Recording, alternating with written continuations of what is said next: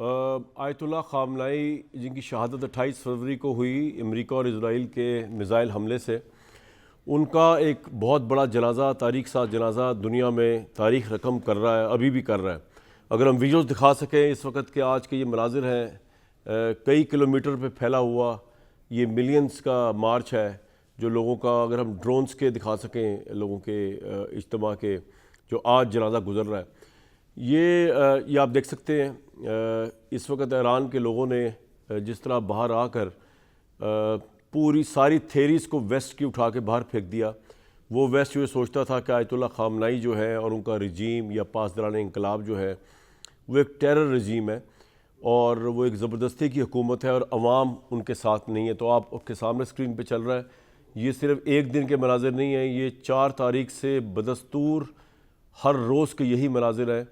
लाखों का मजमा जो है वो आयतुल्लाह ख़ामनाई को अक़ीदत पेश करने के लिए, अमेरिका से बदला लेने के लिए और ये बताने के लिए कि ईरान की कौम जो है वो इंकलाब के साथ है, ये उस कंजर्वेटिव रजीम के साथ है जिसके मुतल्लिक डोनाल्ड ट्रंप का, वेस्ट का, इज़राइल के प्राइम मिनिस्टर का ये एनालिसिस था कि शायद क्या बल्कि वो तो यकीनन था कि जंग शुरू होते ही इतने बुरे हालात हैं ईरान के अंदरूनी और इतनी कमज़ोर गिरफ्त है ईरान के पासदारान इंकलाब और आयतुल्लाह ख़ामनाई के अपने लोगों के ऊपर कि लोग उनसे नफ़रत करते हैं कि लोग सड़कों पर निकल आएंगे, मिलियंस की सूरत में वो प्रोटेस्ट करेंगे। लोग सड़कों पर तो निकले हैं, ईरान और इसराइल के हमलों के नतीजों में वो सड़कों पर निकले क्योंकि ईरान और इसराइल के हमले के नतीजे में आयतुल्लाह ख़ामनाई की शहादत हुई। इसी वजह से लोग निकले हैं बाहर उनके जनाजे को आखिरी रसूमात अदा करने के लिए, पे ट्रिब्यूट करने के लिए। लेकिन उसका मैसेज वो नहीं है जो डोनाल्ड ट्रंप और इसराइल और पूरा वेस्ट समझता था, वो उसके बिल्कुल बरक्स है। अमेरिका और इसराइल के हमलों ने एक दफ़ा फिर ईरान को ये साबित करने का मौका दिया 1989 के बाद कि ईरान की जो कौम है, बहिस्सत कौम, वो अपने religious symbols, religious philosophy, religious political जो आइडियोलॉजी है उसके साथ है। 89 का मैं रेफरेंस नहीं दे रहा हूँ कि 1989 में एक दफ़ा जब इमाम ख़ुमैनी की डेथ हुई थी नेचुरल कॉजेज़ से, तो उस वक़्त लोग समझते थे कि शायद आयतुल्लाह ख़ुमैनी जो है वो एक टेरर सिंबल है और इनकलाब अब 10-11 साल का हो चुका है। इराक ईरान की वॉर में बेतहाशा ईरानी मारे जा चुके हैं और वॉर भी अनपॉपुलर है, आयतुल्लाह ख़ुमैनी भी अनपॉपुलर, लेकिन ऐसा हुआ नहीं। ना इनकलाब अनपॉपुलर था 1989 में, उस जनाजे साबित हुआ आयतुल्लाह ख़ुमैनी के, ना इनकलाब अनपॉपुलर है आज आयतुल्लाह ख़ामनाई के जनाजे से साबित हुआ। और डोनाल्ड ट्रंप ने बड़े हैरत अंगेज़ रद्द-ए-अमल इसके ऊपर दिए हैं और उनका हैरत अंगेज़ रद्द-ए-अमल देना बनता ही है क्योंकि उनको मुकम्मल तौर पे मिसगाइड किया है नेतन्याहू ने। ईरान की रजीम की पॉपुलैरिटी, ईरान के लोगों की रेजिलियंस, ईरान के लोगों के रिजॉल्व के हवाले से। तो मुख्तलिफ इंटरव्यूज़ में ट्रंप ने जब जनाजे को देखा तो ट्रंप ने कहा कि आयतुल्लाह ख़ामनाई के जनाजे पर ईरानियों को रोता देखकर हैरत हुई।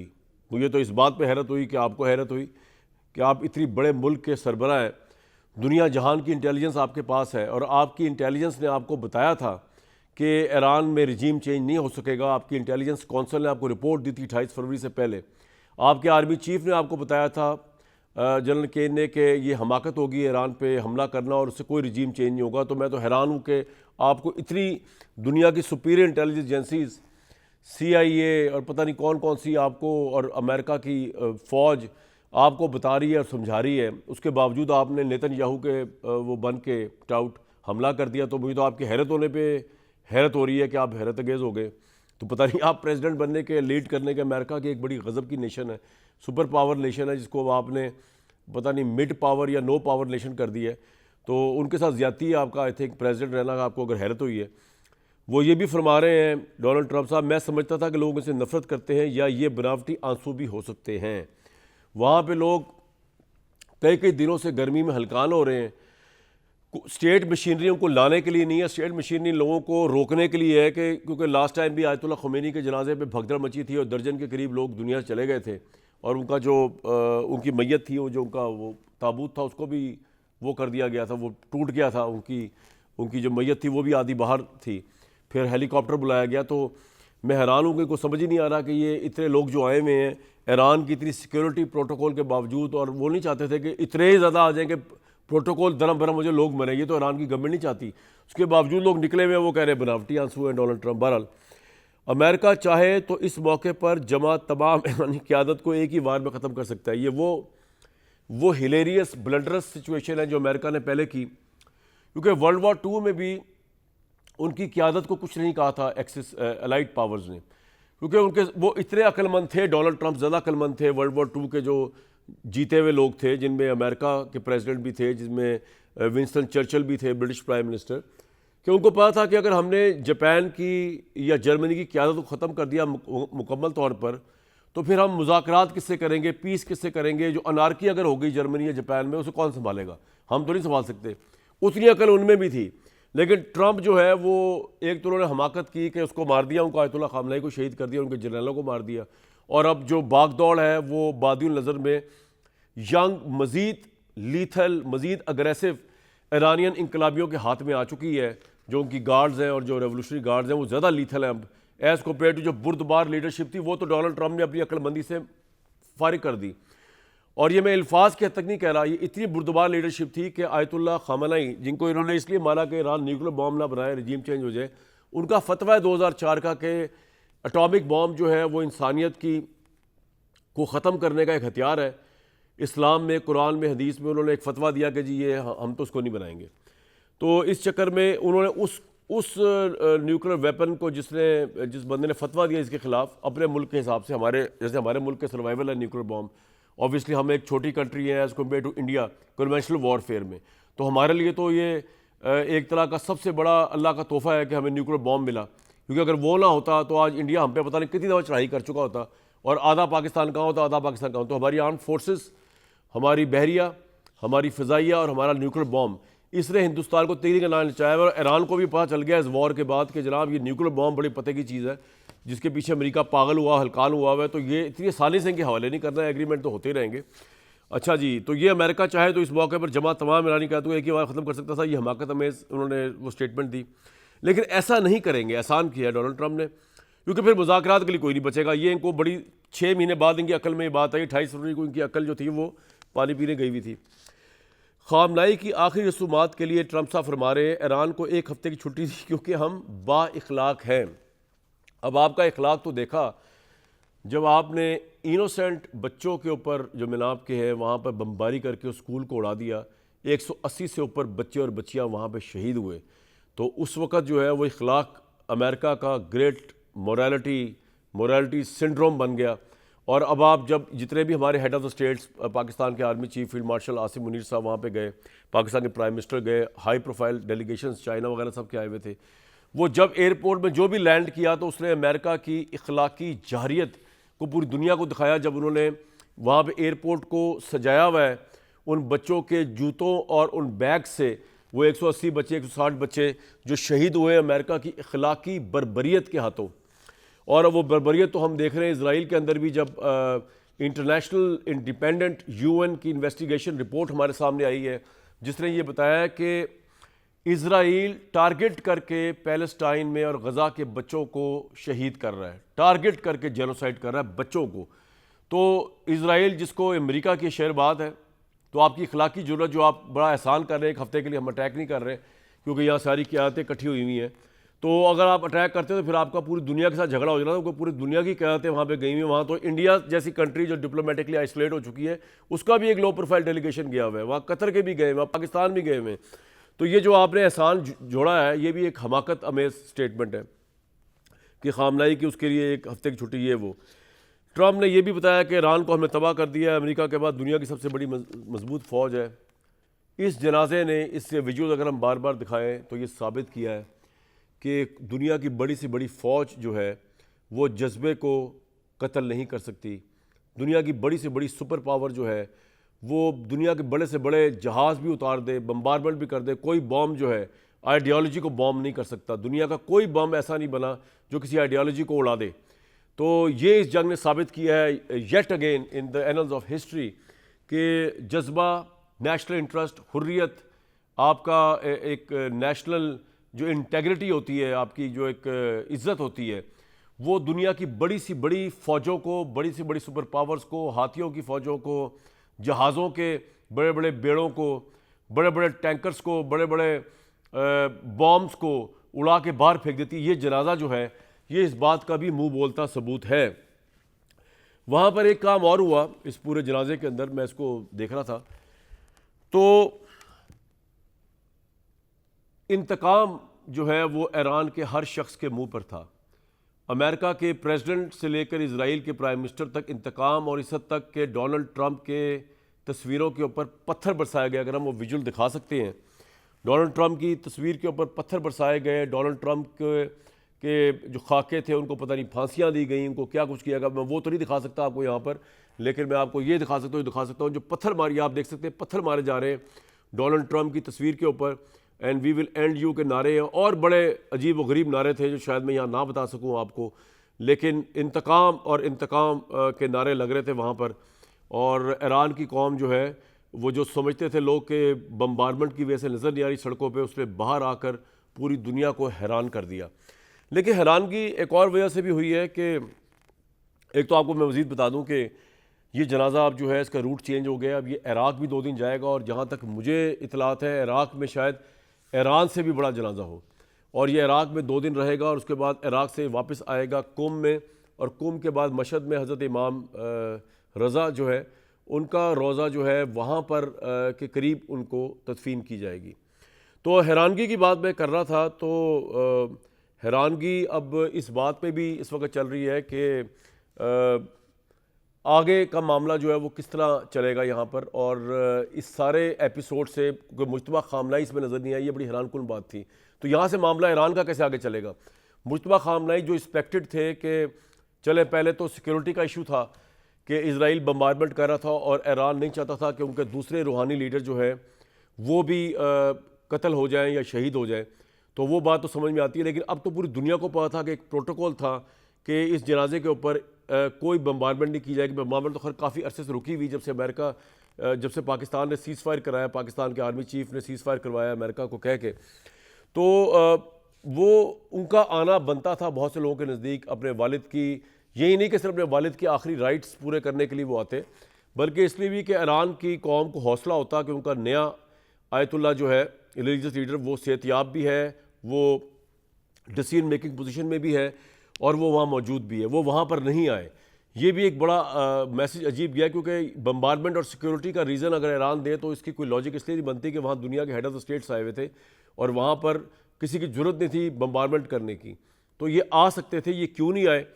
आज के इस प्रोग्राम में मिडल ईस्ट की सिचुएशन को देखते हुए, जो कि अभी भी थोड़ी वो उसमें है, बैलून सिचुएशन में है, उसको देखते हुए हमने ये जाना कि आज सवाल एक दो उठाएं कि इस जनाजे से एक तो मैसेज क्या गया है वेस्ट को, ये जनाजा क्या इस्टेब्लिश कर रहा है कि ईरान के अंदर इस वक्त क्या हो रहा है, और मुश्तबा खामनाई का ना आना जो है वो उसके ईरान की सियासत के ऊपर, मिडल ईस्ट सियासत पर क्या असरात होंगे। इसके अलावा हम ये भी बात ज़रूर करेंगे कि इंडिया की बड़ी बदतरीन डिप्लोमेटिक आइसोलेशन हुई है सारे मामले पे, वो सिचुएशन क्या है। और अभी रिसेंट जो पोल हुआ है, आई थिंक या राइटर्स ने किया है या फॉरेन पॉलिसी वालों ने किया है, उनमें 54% अमेरिकन जो है उन्होंने ये कहा है कि ये this war was not worth जो हमने लड़ी है। तो इस पर्सपेक्टिव से अगर हम आइंदा आने वाले नवंबर के इलेक्शन देखें, तो आज के प्रोग्राम में मैं डिस्कस करूंगा कि डोनाल्ड ट्रंप अगर नवंबर में मिड टर्म इलेक्शन हार जाते हैं तो कितना % चांस है आज हमारे पैनलिस्ट के नज़दीक कि डोनाल्ड ट्रंप को इम्पीच कर दिया जाए, अपनी टर्म पूरी ना कर सकें। और क्या ये एक डिवाइन रिवेंज होगा ईरान के लिए कि अगर डोनाल्ड ट्रंप जो रिजीम चेंज करने आए थे, जो ख़त्म करने आए थे रेवोल्यूशनरी रिजीम को ईरान के अंदर, वो खुद ही नेस्तो नाबूद हो जाए सियासी तौर पर, वो उनका पता ही साफ़ हो जाए, तो क्या ये रिवेंज भी एक रिवेंज होगा ईरान के लिए, और ये क्या मैसेज होगा दुनिया के लिए? इस पर बात करने के लिए जनाब आज जावेद मलिक साहब, डॉक्टर कमर चीमा साहब, जनरल रिटायर्ड जाहिद महमूद साहब मौजूद हैं। जावेद भाई, वन बाय वन चलेंगे, ये जनाजा क्या मैसेज देता है दुनिया को? आपने कमरान भाई, थैंक यू वेरी मच मेरी तरफ से आपको, तमाम शुरुका को अस्सलाम वालेकुम। आपने बहुत मज़ीद अंदाज में कॉम्प्रहेंसिव एनालिसिस किया है। आई थिंक आपने तमाम पॉइंट्स को कवर कर दिया है। यकीनन जो स्ट्रैटेजी अडॉप्ट की गई अमेरिका की तरफ से, जो एनालिस्ट हैं वाशिंगटन में हूँ या दुनिया भर में कहीं पे भी हूँ, ये समझते हैं कि वो रॉन्गली एडवाइस थे। जो अचीव करना चाह रहे थे, जैसे कि रिजीम चेंज हो, डिसइंटीग्रेशन हो, या वहाँ पे कंट्रोल हासिल करना हो, वो तमाम मकासद जो है वो हासिल नहीं कर पाए। अब रहा सवाल बाकी चीज़ों का, तो देखिए मैं भी ये समझता हूँ कि जो स्ट्रेटेजिकली मे बी इसके ऊपर जनरल साहब ज़्यादा बता सकेंगे, लेकिन मेरी नज़र में अभी भी जो फोकस है वो हमारा उस पीस प्रोसेस पे रहना चाहिए, जो मेरी नज़र में बहुत अहमियत की हामिल है। बिकॉज अब सिर्फ ये कॉन्फ्लिक्ट ईरान और यूएस के दरमियान नहीं रहा कामरान भाई, जी। ये अब फैल चुका है। ये सिर्फ गल्फ ममालिक हो, पाकिस्तान हो, दुनिया भर में इसके स्टेक होल्डर्स मौजूद हैं। खुद पाकिस्तान ने इतनी हाई स्टेक्स डिप्लोमेसी की है कि इस डिप्लोमेसी का फेलियर जो है वो हम भी अफोर्ड नहीं कर पाएंगे। फिर आपना हुर्मुज का जो मसला है उसको भी हल होना है, और हम देखते हैं कि इन तमाम जो इश्यूज हैं इनको रिजॉल्व तभी किया जा सकता है जब डायलॉग प्रोसेस कंटिन्यू करे, और उम्मीद करते हैं कि जब इनकी ये फ्यूनरल प्रोसेशंस खत्म हो जाएंगी तो उसके बाद फिर डायलॉग प्रोसेस दोबारा रिज्यूम होगा। ये जो अभी हम देख रहे हैं ये तो ऑफ कोर्स ऑप्टिक्स की एक जंग है, वो ये दिखाना चाहते हैं कि उनके कौम जो है वो मुत्तहिद है। लेकिन बहुत से लोग ये भी सवाल उठाते हैं, जैसे आपने भी उठाया, कि इनके जो सुप्रीम रहनुमा हैं वो कहाँ हैं, वो क्यों नहीं आ रहे अपने वाले साहब के इस फ्यूनरल में। दूसरी बात ये भी है कि आपको याद होगा इस जंग से बहुत पहले यहाँ पे प्रोटेस्ट भी हो रहे थे ईरान के अंदर। एक बहुत बड़ा तबका ईरान के अंदर ऐसा भी है जो इस रिजीम के पॉइंट ऑफ व्यू से एग्री नहीं करता। क्या वो तमाम लोग जो हैं वो उनको साइलेंस कर दिया गया है, या क्या वो इस वक्त सिर्फ खामोश हैं कि वो देख रहे हैं ये हालात गुजरे और फिर दोबारा से प्रोटेस्ट हों? क्योंकि आप जानते हैं ईरान की जो तारीख है वो 47 साल पे मुहित तो नहीं है, उसके पीछे तो सैकड़ों साल हैं। वहां बहुत से मुख्तलिफ आरा पाई जाती हैं। अभी आपको याद होगा कुछ ही दिन पहले जी। तालिबाफ साहब का जो इंटरव्यू चल रहा था कट और ऑफ हो गया। इंटरव्यू को रोक दिया गया।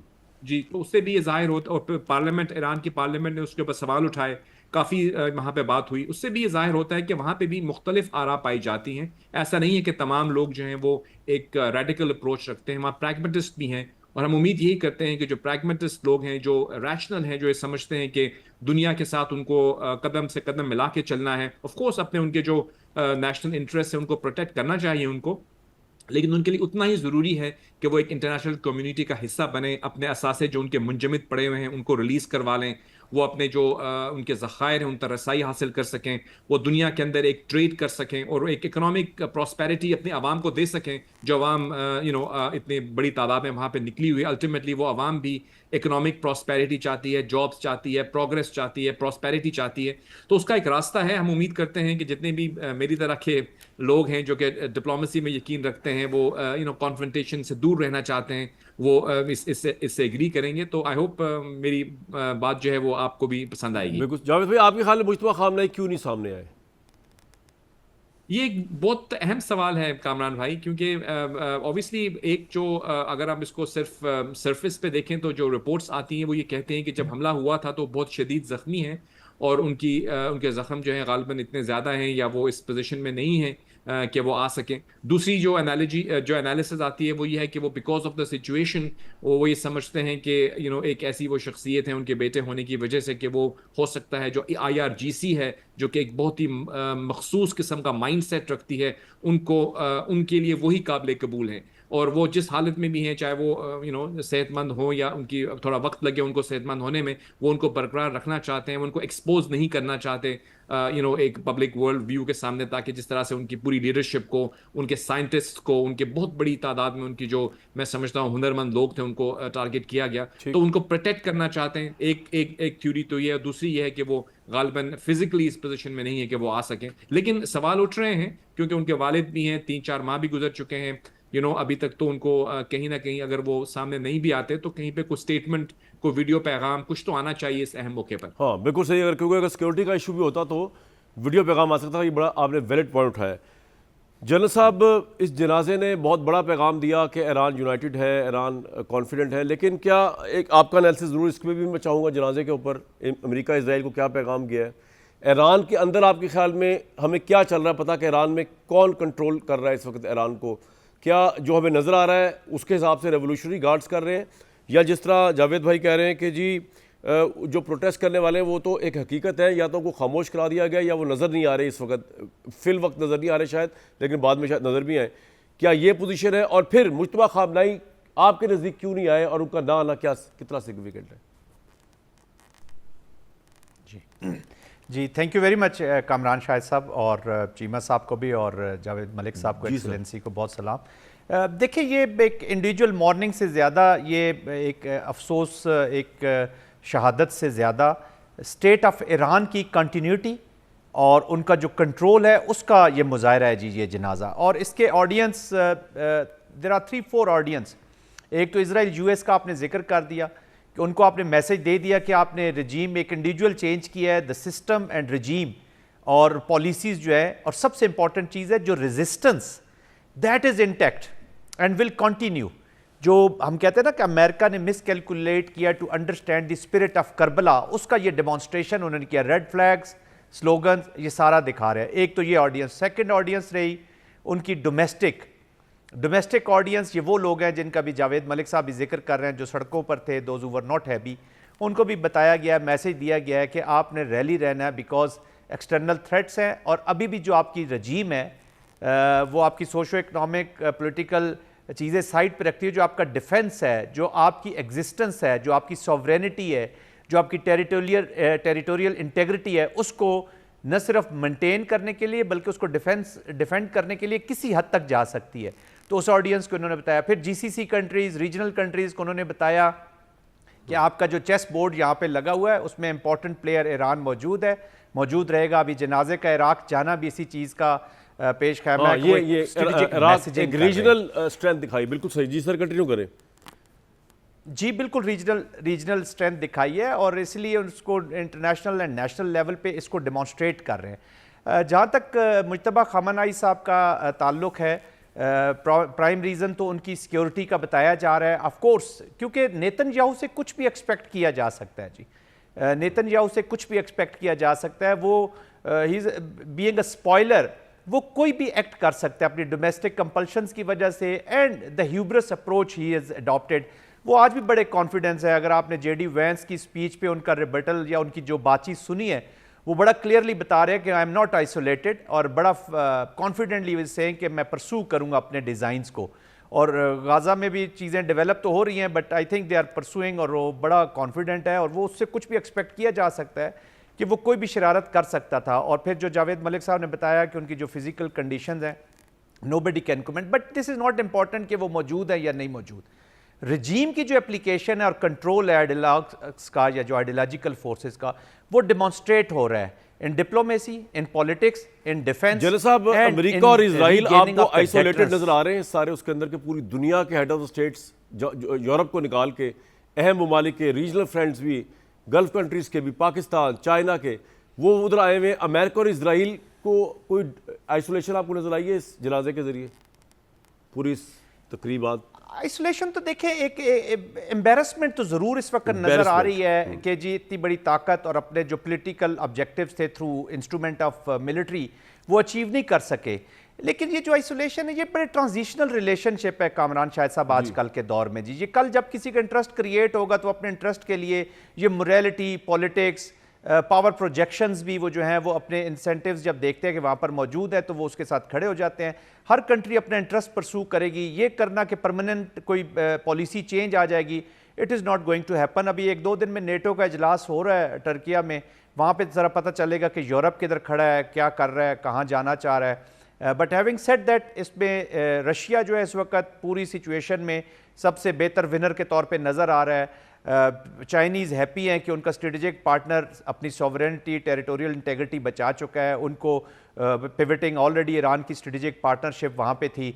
और दूसरा सबसे बड़ा लूज़र हमारे रीजन के अंदर इंडिया है, अगर ईरान समझे। क्योंकि कल भी नेतन्याहू ने जो इंटरव्यू में बताया, उसने कहा जी कि जेडी वैंस कह रहा है कि मैं आइसोलेटेड हूँ, मेरा कोई फ्रेंड नहीं है। तो कहता है एक छोटा सा कंट्री जिसमें 1.5 बिलियन लोग रहते हैं, इंडिया, वो तो मेरे साथ खड़ा है और जाके देख ले। तो वो उसके लिए कैच 22 हुआ है इस रीजन के अंदर। But having said that, it is the interest which will guide the future relationship. ये मैं नहीं समझता कि वो बिल्कुल ही आइसोलेट होकर खड़े हो जाएंगे। चीमा साहब, यहाँ से जो जनाजा, जिस तरह का जनाजा दिखाया ईरान ने, डिस्प्ले ऑफ पावर किया है, एक ओवर कॉन्फिडेंट ईरान या कॉन्फिडेंट ईरान समझ लें, या ओवर कॉन्फिडेंट, आप क्या कहेंगे किस तरह का ईरान? क्योंकि ओवर कॉन्फिडेंट ईरान फिर मिडल ईस्ट के पीस के लिए कितना बड़ा स्टेबलाइजिंग या ख़तरा हो सकता है, ये भी इस पर भी गौर करने की बात है। आप बताइए हमें। और दूसरा यही कि मुज्तबा खामनेई का ना आना कितना सिग्निफिकेंट है? देखिए, पहले मुज्तबा खामनेई साहब के आने से पहले बात कर लेते हैं कि एक तो सारी बात है, ट्रस्ट इशू है खामनेई साहब। वो नहीं चाहते कि वो एक्सपोज हों कि इजराइल कुछ भी कर सकता है। दूसरी बात यह है कि IRGC की जो कंट्रोल है उसका भी इससे पता चलता है कि वो कंट्रोल बढ़ गया है। तीसरी इसमें बात ये भी है कि मुझे लगता है कि ये आइंदा ये एक नया पैटर्न ईरानियन लीडरशिप एस्टैब्लिश करने लगी है कि सुप्रीम लीडर को दिखाया ही ना जाए और बड़ा अच्छा। मेयर्ड अंदाज से दिखाया जाए, क्योंकि इसमें एक बड़ा प्रॉब्लम ये है कि इजराइलियों की जितनी ज़्यादा पेनिट्रेशन ईरानियन सिस्टम के अंदर है, आईआरजीसी के अंदर, फौज के अंदर थी, सेटअप के अंदर थी, उनको कोई एतबार ही नहीं है। इससे ये भी पता चलता है कामरान साहब कि बहुत कम लोग हैं जो डिसीजन मेकिंग अपरेटस के अंदर हैं जी जी। और बहुत कम लोग हैं जिनकी रीच वहां तक है। और मेरा ख्याल है कुछ पॉलिटिकल लीडरशिप को उन तक एक्सेस दी गई होगी, प्रेसिडेंट या कुछ एक दो लोगों को। तो इट मीन्स के जो लोग फैसला करने वाले हैं वो चंद एक काउंटेबल्स हैं। दूसरी बात मुझे लगता है जो आपने बात की ओवर कॉन्फिडेंट ईरान, देखिए ये बड़ी परेशानी है मिडल ईस्ट के अंदर कि ये हो क्या गया है। मैं अभी हाल ही में I was invited by the European union, पिछले हफ्ते मैं ब्रसल्स में था और वहाँ पे भी तमाम मिडल ईस्ट से लोग आए हुए थे और यूरोप से लोग आए हुए थे। तो बेसिकली जो एमओयू के हवाले से जो जीसीसी ममालिक का एक ओवरऑल व्यू है कि ये अमेरिका का गुड बाय लेटर है टू द रीजन, और वो समझते हैं कि ये जो गुड बाय लेटर है इसका मतलब ये है कि ईरान अपना इन्फ्लुएंस एस्टैब्लिश करेगा और ईरान अपने आप की अपनी पावर एस्टैब्लिश करेगा। और इवन के वहाँ पे कुछ जो एनालिस्ट ने ये भी कहा कि शायद ईरान इस खित्ते को अपनी कॉलोनी बनाना चाहेगा और वो जिस अंदाज से वो प्ले करेगा, और ईरान जो अपनी आइडियोलॉजिकल एक्सपोर्ट है उसको भी इनहेंस करेगा। ईरान अपना जो फुटप्रिंट है उसको हर लिहाज से फैलाएगा और तमाम मुल्क ईरान के साथ अब अपनी डील्स करेंगे। तो जो आप ओवर कॉन्फिडेंस की बात कर रहे हैं, तो मुझे लगता है कि ये अपना जो आइडियोलॉजिकल पॉलिटिकल रिवाइवलिज्म जो है वो होनी है। और जारी बात है ये भी बड़ा इंटरेस्टिंग होगा कि जो नए सुप्रीम लीडर हैं वो और जो आईआरजीसी और अवाम का जो नया रिलेशन है वो किस तरह एस्टैब्लिश होगा और किस तरह वो अपनी लेजिटिमेसी एस्टैब्लिश करेंगे। और ये उनके ऊपर देखें, ये बड़ा इंटरेस्टिंग है क्योंकि आयतुल्ला अली खामनाई की जो प्रेजेंस थी वो प्योरली एक उस वक्त क्लर्जी की या जो रिलीजियस क्लास है जी। उसकी डोमिनेंस नजर आ रही थी। आयतुल्ला मुज्तबा खामनाई की जो पोजीशन है वो उसमें फौज या आईआरजीसी की पोजीशन ज्यादा डोमिनेंस जो है वो नजर आ रही है। तो इट मींस कि जो फैसले होंगे उसमें आपको मिलिट्री एस्केलेशन के भी खदशे हैं। उसमें आपको इस चीज का भी जहन में रहना चाहिए कि जो फ्यूचर है उसमें फौज जो है वो बहुत कुछ रोल प्ले कर रही होगी। तो बड़ा ये चीमा साहब, आपने ये बात जो की है मुझे एक बात ज़रा समझाएं। आपने बात तो कर दी बड़ी पते की, एक आप कह रहे हैं उनको दिखाया ही ना जाए, इससे क्या पर्पज सर्व होगा, उनको दिखाया ही ना जाए? देखिए मुझे ऐसे लगता है कि पहली बात तो यह है कि जैसे मैंने कहा ना कि with in the system penetration बहुत ज्यादा है इजरायलियों की, एक तो मैंने ये कहा। दूसरा मुझे लगता है कि वो ये समझते हैं कि ये भी एक नया तरीका एस्टैब्लिश किया जाए कि जी हमें एतबार ही नहीं है और हम अच्छा नहीं, मजे उनको की अपने बात लोगों पे एतबार नहीं है ईरानियंस को कि वो मुखबिरी कर देंगे, लेकिन इजराइल इसको अटैक कर देगा वो बड़े अच्छे मुश्तबा तरीके खामनेई। से ईरानियंस बहुत अच्छे तरीके से इस टूल को इस्तेमाल करने लगे हैं। वो करेंगे ये कि वो कहेंगे देखें जी हम तो अमेरिका से डील कर रहे हैं, बात भी कर रहे हैं, री एंगेजमेंट भी कर रहे हैं, लेकिन हमें उन पे एतबार नहीं है, इसलिए हम सुप्रीम लीडर को सामने नहीं लेके आ रहे। तो जब ये बेसिकली लेकिन चीमा साहब ये तो ईरान की फिर कमजोरी भी है कि उनके इतनी ज्यादा उन्होंने दिखाया कि उनकी कौम मुत्तहिद है, उसके बावजूद इतना खदशा है कि अगर मुज्तबा खामनाई के वेयर अबाउट्स का ईरान के कुछ लोगों को चल जाए पता जो हाई प्रोफाइल है, तो वो भी बात लीक हो जाएगी, इजराइल अटैक करके मार देगा उनको। देखें कामरान साहब, गॉड फॉरबिड अगर कोई ऐसी डेवलपमेंट होती है कि मुज्तबा खामनाई साहब को टारगेट किया जाता है, तो कौन है नेक्स्ट ऐसी ताकत जो सारे सिस्टम को जल कर सकती है? देखें अभी तो देखें बाप का बेटा आ गया, क्या उनकी इतनी जो रिलीजियस क्रेडेंशियल्स थी जो उनको बनाया गया, या ये सिर्फ उनको उनकी जो प्राइमरी थॉट है वो ये है कि वो जी आयतुल्ला अली खामनाई के बेटे हैं? देखें उनकी जो पोजीशन जिस पे वो आए हैं नए सुप्रीम लीडर के तौर पे, इस पे देखना पड़ेगा उनको क्यों लाया गया। क्या उसके लिए जो मेजर फोर्स है उनकी आइडियोलॉजिकल कमिटमेंट है, रिलीजियस एक्सेलेंस है, या कि जो सर ये आपका पॉइंट आ गया, मैं जरा इसको जरा एक्सप्लोर करना चाह रहा हूँ बाकियों के साथ भी। आपने बड़ा अहम नुक्ता उठाया, दो नुक्ते आपने बड़े अहम उठाए दोनों। जावेद भाई, ये एक स्ट्रेटजी हो सकती है या ये मजबूरी है ईरान की कि या तो गद्दार एलिमेंट्स की वजह से लीक ना हो जाए खबर, या वो इस हालत में नहीं है फिजिकली अभी, मुश्तबा साहब को साहब या चीमा साहब कह रहे हैं एक स्ट्रेटजी है जिससे उनको फायदा होगा ईरान को? क्विकली इसको रिस्पॉन्ड कर, फिर मैं अगला सवाल भी पूछना है आपसे। जी मतलब ये अजीब स्ट्रेटजी है कि अगर आप एक तरह से तो आप कहते हैं कि हम इतने पॉपुलर हैं कि पूरा ईरान जो है वो हमारे बाहर ये बाहर आ गया है हमें एग्जैक्ट माय सपोर्ट पॉइंट करने इज के लिए। जी, और फिर आप उनको सामने भी नहीं ला रहे, तो मतलब देखिए बात हकीकत है, अनफॉर्चुनेटली हो सकता है लोगों को अच्छा लगे या नहीं, लेकिन अब हकीकत पे बात करनी चाहिए। ये आईआरजीसी ने इस वक्त ऑब्वियसली वो एक माइंड सेट के साथ ईरान को वो डोमिनेट कर रहे हैं, ठीक है। अभी आपने देखा जो उनके पॉलिटिकल लीडरशिप जो कालिबाफ साहब हैं, वो खुद भी आईआरजीसी से उनकी बैकग्राउंड है, लेकिन इस वक्त वो पॉलिटिकल रोल में है। उनका इंटरव्यू तक नहीं चलने दिया गया। अब आप मुझे बताइए कि ये किस तरह से आप कह रहे हैं कि वो पॉपुलर हैं, यानी ये पॉपुलैरिटी है, लेकिन ये कंट्रोल पॉपुलैरिटी है मेरी नजर में। और वो उनको अगर वो पॉपुलर लीडर, तो आपको पता है आवाम के साथ होते हैं वो, ठीक है। इस तरह, लेकिन एक उसके साथ साथ मारूजी हालात भी हैं, इसको भी हम डिनाई नहीं कर सकते। उनको इस चीज का थ्रेट जरूर है। तो लीडर्स तो जो होते हैं उनकी क्विकली जो bravery जावेद भाई होती एक है, मिनट रुक जाओ आप इधर ही। define करते हैं। चीमा साहब आपने रिस्पॉन्ड करना है इस बात पे कि ये स्ट्रेटजी जो है वो तो फिर अजीब वगरीब स्ट्रेटजी होगी, बड़ी बहादुर वाली देखिए, स्ट्रेटजी। मेरा नहीं ख्याल कि वो ये सोचते होंगे कि लोग क्या सोचते हैं। वो ये सोच रहे हैं कि हमने इंटैक्ट कैसे रहना है, क्योंकि अच्छा। जो मुश्तबा खामनाई साहब की जो प्रोटेक्शन है वो सारे सिस्टम को जल करेगी। वो ईरान के फ्यूचर लाएअमल के लिए इख्तियार देखिए, अगर उनका जो सेंटर ऑफ यूनिटी है वो सुप्रीम लीडर को ऑफिस है और वो पर्सनालिटी है। नहीं, लेकिन अगर अगर वो ईरान में महफूज नहीं है तो फिर तो ये भी तो सवालिया निशान है सर। देखिए, ये बात तो माननी पड़ेगी कि इरानियंस के अंदर पेनिट्रेशन इजरायलियों ने की है। वो इस चीज से भी परेशान है कि देखें ना, इस्माइल हानिया हो, टॉप जनरल्स हो, सबको चुन चुन के एलिमिनेट किया गया। उन्होंने तो अपनी गोली भी ठीक इजरायलियों है, ने आपका जाया एक पॉइंट आ गया। मुझे क्विकली ब्रेक से पहले जनरल साहब की इस पर जनरल साहब, इजराइल की तो फिर ये बड़ी कामयाबी है कि वो इतना पेनिट्रेट किया हुआ है, और हो सकता है सही कह रहे हो चीमा साहब, क्योंकि इस तरह इस्माइल हानिया वगैरह सारे मामले हुए कि वो इतनी उनकी अंदर घुसे हुए हैं कि वो मुश्तबा खामनाई सारी ज़िंदगी शायद बाहर नहीं आ सकते फिर उस कॉन्टेक्स्ट में कि उनको कुछ ना हो जाए। तो इसके अलावा भी किसी को कुछ हो सकता है। तो फिर इजराइल की तो ये टेक्नोलॉजिकल फतह है इस पूरी वॉर के अंदर। War no war, Israel is superior, कि वो उनका सुप्रीम लीडर नहीं बाहर आ सकता।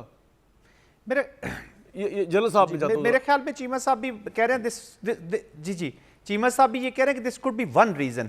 देखिए, ईरान जो इस वक्त डिमॉन्स्ट्रेट क्या कर रहा है, डिमॉन्स्ट्रेट वो ये कर रहा है कि आप ए इंडिविजुअल हो, बी हो, सी हो, डी हो, आपने जो अली खamenei साहब हैं उनका आप बता रहे हैं कि जो उन्होंने शहादत को प्रेफरेंस दी, उन्होंने बंकर में नहीं जाना चाहा, तो उनकी एक ब्रेवरी, एक सिंबलिज्म है उनकी ब्रेवरी, हुसैनियत, उसको तो हम appreciate करते तो हैं। वो अब अली खamenei को आई डोंट थिंक सो कि ऐसे वो रखना चाहिए। वो उन्होंने शो किया कि हमारा centre of gravity is our system, चाहे आप 100 लोग उड़ा दें, जो मर्जी उड़ा दें, हमारा सिस्टम इज इंटैक्ट। तो I think it doesn't, may be some other reasons, sir आपका पॉइंट आ गया, it will lose its currency थोड़े अरसे के बाद। आपका पॉइंट आ गया। मैं ब्रेक लूंगा, ब्रेक में मैं आप लोगों के लिए 2-3 बड़े अहम सवाल छोड़े जा रहा हूं। एक तो हम जरूर बात करेंगे इंडिया की डिप्लोमेटिक आइसोलेशन की। एक चीमा साहब ने बड़ी इंपॉर्टेंट बात की कि जी ये गुड बाय लेटर है अमेरिका की तरफ से और ईरान अब इन्फ्लुएंस हो जाएगा। तो ईरान के इन्फ्लुएंशियल होने से तो इजराइल और गल्फ कंट्रीज डिस्टर्ब होगी। किस तरह हो सकता है कि अमेरिका अपनी ओन पे छोड़ दे और ईरान का इन्फ्लुएंस एक्सेप्ट कर गुड बाय कर चला जाए? और तीसरा, अमेरिका के पोल्स के मुताबिक अगर चला जाए और ये mid term election Donald Trump हार जाता है, तो क्या ये हम बहुत बड़ी हिस्ट्री देखने को मिलेगी कि वो जो ईरान में रिजीम चेंज करने चले थे डोनाल्ड ट्रंप, वो वक्त से पहले ही इम्पीच होकर घर चले जाएं? इस ब्रेक के बाद इस पर बात करेंगे तीनों सवालों पर। जनाब, बात चल रही थी मिडल ईस्ट की, ईरान की, और हमारे लिए तो जनाब ईरान से ज़्यादा इंपॉर्टेंट ऑब्ले हुर्मुज़ है। I belong to real school of thought.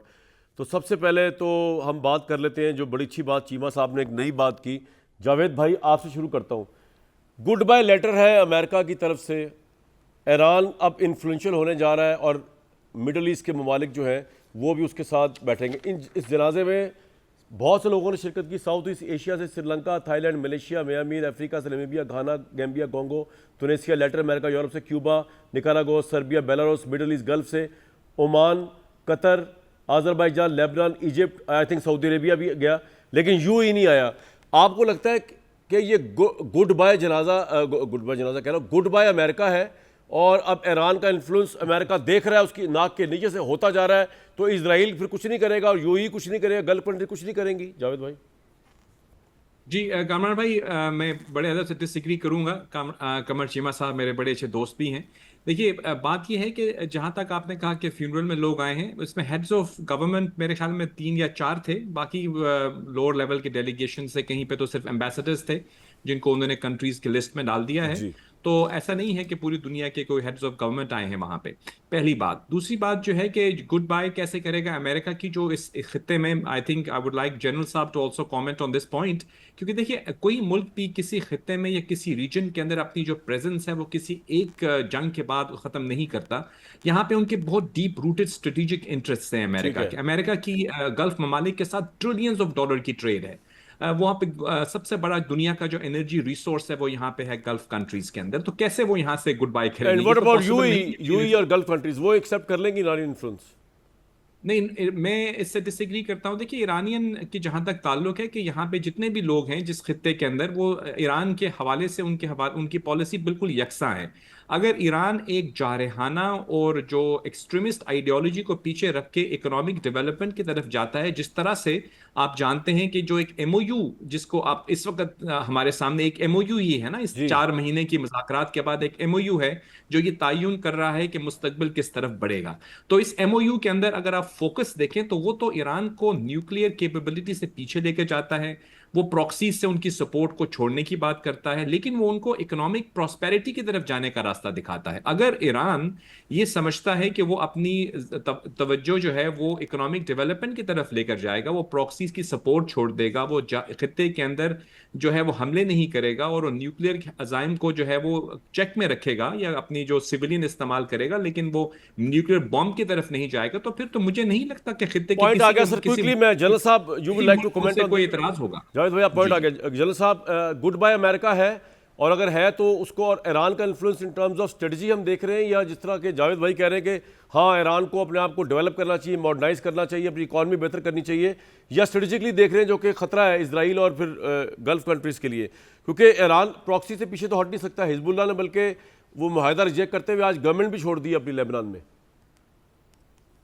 अब तो वो बिल्कुल आर्म्ड उसमें आ गए। देखिए जावेद, कामरान साहब, 2 चीजें हैं जी, बिल्कुल। सॉरी, मैं हमास समझता हूं कि ने 19 गवर्नमेंट बेसेस छोड़ हैं दी, जी सेंटकॉम में, जी सॉरी, जी हमास गजा से छोड़ दी गवर्नमेंट। जी देखिए कामरान साहब, दो चीजें हैं।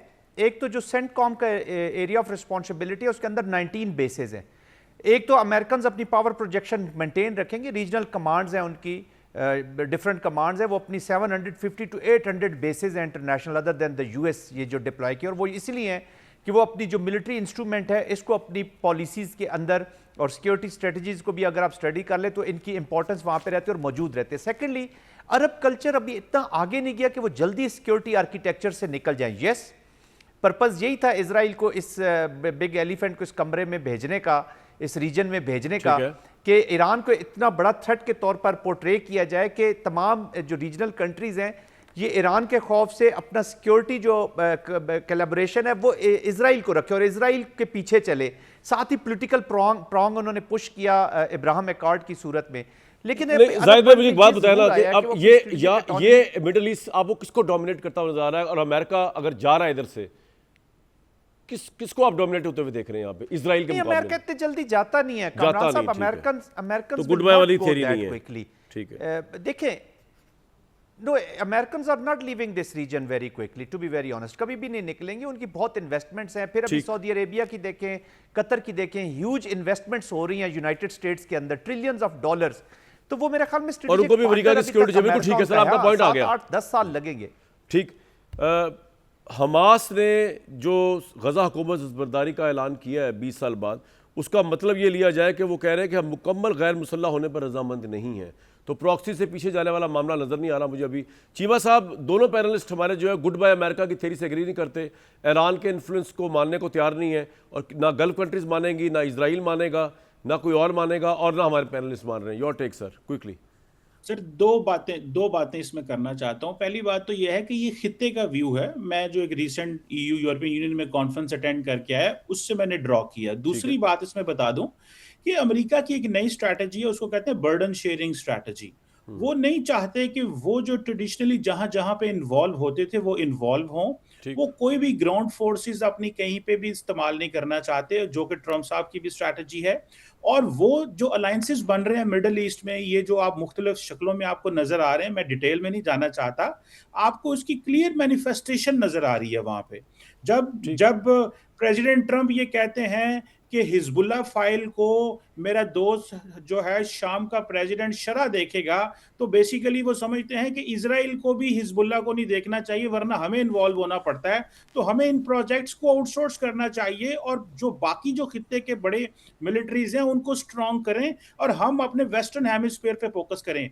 ये किस हद तक अमेरिकन मिलिट्री एस्टैब्लिशमेंट इसको बाय करती है वो अलग बात है, लेकिन प्रेसिडेंट ट्रम्प अपनी पिछली जो नेशनल सिक्योरिटी स्ट्रैटेजी है उसमें और उसके क्लियर मैनिफेस्टेशन मुख्तलिफ शक्लों में कर रहे हैं। ठीक, पॉइंट आ गया आपका। जावेद भाई, इससे अगली स्टेज पे चलते हैं। रीसेंट पोल्स और नो पोल, डोनाल्ड ट्रंप की ये वॉर और Donald Trump is the most unpopular right now in America, ये पोल्स चीख चीख के बता रहे हैं। आपको ये होता हुआ नजर आ रहा है कि वो अमेरिका जो रिजीम चेंज करने ईरान में चला था, नवंबर का इलेक्शन मिड टर्म हारने के बाद वो डोनाल्ड ट्रंप इम्पीच हो जाए और घर चला जाए? देखिए, जो अनपॉपुलैरिटी ऑफ द पोल्स है वो तो मैं एग्री करता हूं, लेकिन क्या वो इम्पीच होके घर चले जाएंगे? मुझे ऐसा होता हुआ नजर नहीं आ रहा। कामरान भाई, उसकी वजह है बिकॉज देखिए, इम्पीचमेंट का जो प्रोसेस है अमेरिका के अंदर, पहले आई थिंक 3 या 4 प्रेसिडेंट्स के ऊपर वो अप्लाई किया गया। एक तो बहुत पहले 1800s में था, फिर क्लिंटन के ऊपर आपको याद होगा पर्जरी और ऑब्स्ट्रक्शन ऑफ जस्टिस, उनका ट्रायल भी हुआ था लेकिन वो उससे निकल आया जी। टीवी पे। और तीसरा जो है खुद प्रेसिडेंट ट्रंप के ऊपर 2 दफा इम्पीचमेंट हो चुकी है, आप जानते हैं। लेकिन हुआ ये है कि देखिए, उसके अंदर इम्पीचमेंट यूं है कि जब आपको ये लगता है कि आपके प्रेसिडेंट के ने कुछ ऐसे इकदाम किए हैं जो कि उनको इम्पीच करना चाहिए, तो फिर आप उनके लिए ऐवान नुमाइंदगान जो है वो एक तरह से आप उसको समझे चार्ज शीट होती है।